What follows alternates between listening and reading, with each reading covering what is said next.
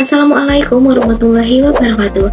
Halo teman-teman, selamat datang pada video kali ini. Aku akan membahas mengenai salah satu provinsi di Indonesia, yaitu Provinsi Papua Tengah, yang merupakan provinsi baru yang terbentuk pada tahun 2022, merupakan hasil pemekaran dari Provinsi Papua yang mempunyai kekayaan alam yang luar biasa. Nah, pada video ini aku akan membahas Provinsi Papua Tengah dari sudut pandang ilmu geografi dengan meninjau objek materialnya yang meliputi lapisan geosfer seperti atmosfer, litosfer, hidrosfer, biosfer, dan antroposfer. Nah, selain itu juga akan mengaitkannya dengan 10 konsep geografi untuk menjadi sebagai dasar untuk memahami fenomena keruangan di wilayah Papua Tengah. Nah, lalu juga akan membahas ciri khas atau fakta unik yang ada di Papua Tengah. Dalam ilmu geografi, objek material merupakan segala hal yang menjadi kajian utama fenomena yang terjadi di permukaan bumi. Nah, seperti yang tadi disebutkan, objek ini mencakup 5 lapisan geosfer, yaitu litosfer, hidrosfer, atmosfer, biosfer, dan antroposfer. Nah, kelima lapisan ini saling berinteraksi dan membentuk keunikan wilayah di Papua Tengah. Yuk kita bahas satu persatu. Pertama, mengenai atmosfernya. Nah, atmosfer itu sederhananya merupakan lapisan udara yang menyelimuti bumi. Nah, di Papua Tengah, atmosfernya punya karakter unik. Daerah pegunungan seperti Puncak Jaya dan Mulia, udaranya itu sejuk, bahkan malam hari bisa di bawah 10 derajat Celcius. Dan curah hujannya tinggi, lebih dari 3000 mm per tahunnya, yang membuat udaranya lembab dan cocok untuk pertanian dataran tinggi seperti sayur dan kopi. Sementara itu, di daerah rendah seperti Nabire, suhunya lebih panas karena pengaruh angin laut dari Samudra Pasifik. Lalu yang kedua yaitu litosfer. Litosfer itu adalah lapisan padat terluar bumi terdiri dari batuan dan tanah. Nah, litosfer di Papua Tengah terbentuk akibat tubrukan antara lempeng Australia dan lempeng Pasifik. Nah, proses tektonik inilah yang membentuk pegunungan tengah, termasuk Puncak Jaya yang jadi titik tertinggi di Indonesia. Nah, akibat aktivitas geologi yang kompleks itu, wilayah ini punya variasi batuan yang lengkap dari batuan sedimen, beku, sampai metamorf. Nah, di daerah pegunungan, tanah hasil pelapukan batuan vulkanik membuat lahan menjadi subur dan cocok untuk pertanian dataran tinggi seperti ubi jalar, sayuran, dan kopi arabica. Nah, sedangkan di Mimika, litosfernya kaya akan mineral berharga seperti emas, tembaga, dan perak. Ditambang di Grassberg Mine yang merupakan tambang emas terbesar di dunia. Nah, namun kegiatan tambang berskala besar ini harus dikelola secara bijak agar tidak menimbulkan kerusakan tanah dan lingkungan sekitar. Selanjutnya mengenai lapisan hidrosfer. Hidrosfer berarti semua bentuk air yang ada di bumi, mulai dari air laut, sungai, danau, sampai air tanah dan uap air di atmosfer. Papua Tengah punya sistem hidrosfer yang luar biasa kaya. Ada banyak sungai besar seperti Sungai Membramo, Sungai Uta, dan Sungai Kamura yang mengalir dari pegunungan ke lembah.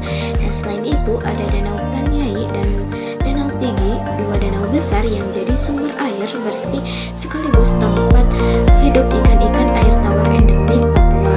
Curah hujan yang tinggi bikin cadangan air tanah di Papua Tengah cukup besar, tapi di sisi lain di musim hujan beberapa wilayah bisa rentan longsor atau banjir lokal karena aliran air deras dari pegunungan. Selanjutnya ada biosfer, yaitu lapisan kehidupan di bumi tempat seluruh makhluk hidup tinggal, baik di darat, di air, maupun di udara. Nah, Papua Tengah bisa dibilang surga bagi keanekaragaman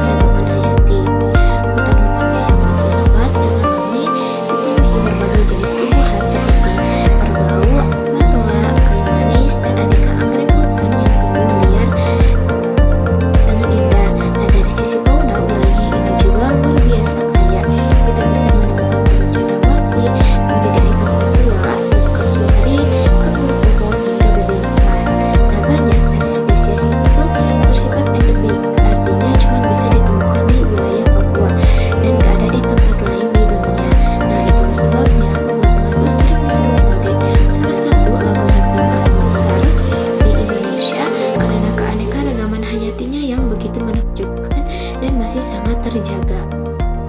Nah, terakhir ada lapisan antroposfer, yaitu lapisan yang berkaitan dengan kehidupan manusia di bumi, mencakup aktivitas persebaran penduduk dan interaksi manusia dengan lingkungannya. Nah, penduduk Papua Tengah berasal dari berbagai suku seperti Me, Muani, Dani, Damal, dan Amume. Mereka hidup selaras dengan alam, memanfaatkan tanah, hutan, dan air secara tradisional untuk bercocok tanam, berburu, dan beternak. Di dataran tinggi, masyarakat banyak bertani dan berternak babi, sedangkan di wilayah seperti Nabire dan Mimika, kegiatan ekonominya sudah lebih modern seperti perdagangan, jasa, dan pertambangan. Nabire berperan sebagai pusat pemerintahan dan perdagangan, sementara Mimika dikenal sebagai pusat industri perdagangan. Secara keseluruhan, atmosfer Papua Tengah mencerminkan hubungan harmonis antara budaya lokal dan alam, di mana lingkungan dianggap sebagai bagian dari kehidupan, bukan suatu yang harus ditaklukkan. Nah teman-teman, sekarang kita masuk ke pembahasan bagian 10 konsep dasar geografi dalam memahami Provinsi Papua Tengah. Nah, konsep-konsep ini membantu kita melihat Papua Tengah bukan cuma dari peta, tapi dari hubungan, fungsi, keunikan wilayahnya. Ini kita bahas satu persatu. Yang pertama, lokasi. Dalam geografi, lokasi dibedakan menjadi dua, yaitu lokasi absolut atau site dan lokasi relatif atau situation. Saat Papua Tengah berada di tengah Pulau Papua yang didominasi pegunungan Jaya-Wijaya serta memiliki danau Paniai dan sungai Membramo. Kondisi ini membuat alamnya beragam, tapi juga beri tantangan dalam pembangunan. Situasi Papua Tengah berbatasan dengan Teluk Cendrawasih dan Papua Pegunungan di utara, Laut Arafura di selatan, Papua Barat di barat, dan Papua Pegunungan di timur. Letak ini menjadikannya jembatan tengah antara wilayah pesisir barat dan daratan tinggi timur. Papua posisi yang strategis secara geografis dan ekonomis. Yang kedua, jarak. Dalam geografi, jarak bisa diartikan dalam dua cara, yaitu jarak absolut dan jarak relatif. Jarak absolut berarti jarak sebenarnya yang bisa diukur dalam satuan kilometer. Contohnya dari Kabupaten Paniai ke Kota Nabire yang merupakan ibu kota Papua Tengah berjarak sekitar 260 km. Nah, dari Kabupaten Mimika ke Nabire sekitar 340 km. Nah, lalu yang kedua ada jarak relatif. Jarak relatif ini lebih melihat waktu tempuh atau kemudahan akses. Walaupun jaraknya tidak terlalu jauh, medan di Papua Tengah yang bergunung dan berlembah bikin waktu perjalanan bisa menjadi berjam-jam bahkan berhari-hari kalau lewat jalur darat. Nah, itulah kenapa transportasi udara masih jadi pilihan utama masyarakat di wilayah ini dalam menjangkau daerah-daerah seperti Intan Jaya dan Puncak. Nah, jadi jarak di Papua Tengah nggak bisa dilihat dari angka kilometer aja, tapi juga dari tantangan geografisnya. Seperti ombak curam dan infrastruktur jalan yang masih terbatas. Lalu yang ketiga yaitu keterjangkauan. Keterjangkauan berarti seberapa mudah sebuah tempat bisa diakses. Nah, beberapa wilayah di Papua Tengah seperti Kabupaten Puncak atau Intan Jaya masih sulit dijangkau karena medan bergunung dan keterbatasan infrastruktur. Nah, namun di wilayah seperti Mimika dan Nabire, akses transportasi lebih mudah berkat adanya bandara dan pelabuhan. Jadi keterjangkauan di Papua Tengah ini sangat bervariasi tergantung topografinya. Lalu yang keempat yaitu pola. Pola menjelaskan susunan atau persebaran fenomena di permukaan bumi. Contohnya, pola pemukiman di Papua Tengah cenderung mengelompok di daerah dataran rendah seperti Nabire dan Mimika, tapi menyebar jarang-jarang di daerah pegunungan. Sedangkan pola sungai di Pegunungan Tengah membentuk radial dan dendritik tergantung bentuk medannya. Lalu yang kelima, morfologi. Morfologi adalah bentuk permukaan bumi. Papua Tengah punya morfologi yang ekstrim dari gunung tertinggi di Indonesia seperti Puncak Jaya dengan ketinggian 1.884 mdpl sampai dataran rendah di pesisir Teluk Cendrawasih. Nah, variasi ini membuat kondisi iklim, tanah, dan vegetasi antar wilayah sangat berbeda. Misalnya di pegunungan suhunya bisa